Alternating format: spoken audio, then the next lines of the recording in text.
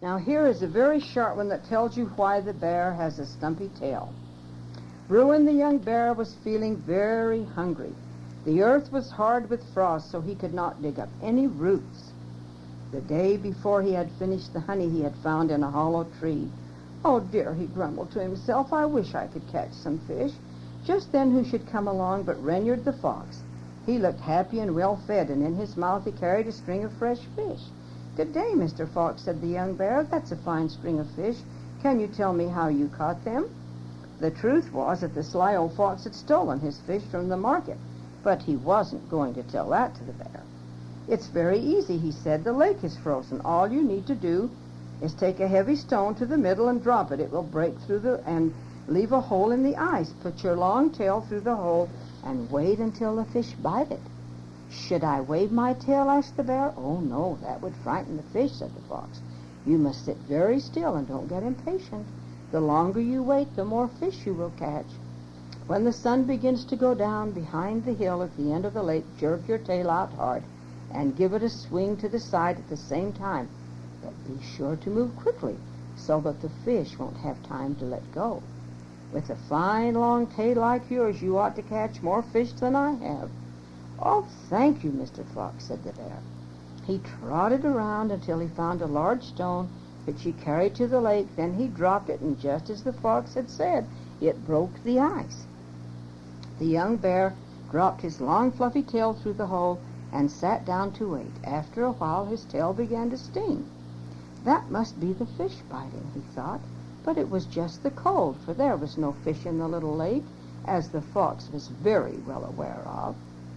"I'd like to jerk my tail out and see if I've caught any fish," said the bear to himself, but Mr. Fox said to wait until the sun was sinking. So the poor cold bear sat there all the day until the sun went down. Finally he said to himself, "Now just what was it that Mr. Fox told me to do? Jerk it out hard and swing it to the side." That's what he said. So he did exactly that. "Where are the fish?" thought the bear, turning around and around. But turn as he would, there was not only not any fish, there was not anything left to his tail but a little stump. The rest was frozen hard down in the ice. "Oh, I must have misunderstood Mr. Fox's directions," he said sadly to himself.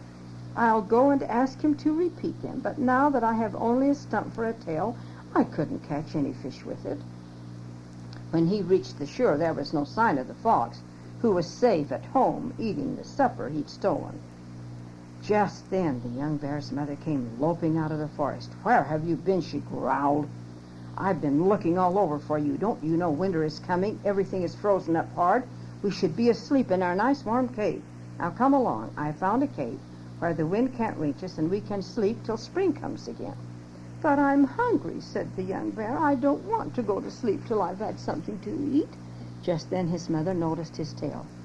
"What in the world happened to your beautiful tail?" she growled. "I left it in the ice," said the young bear. Then he told his mother his sad story. I guess I misunderstood Mr. Fox." "You didn't misunderstand him," his mother replied.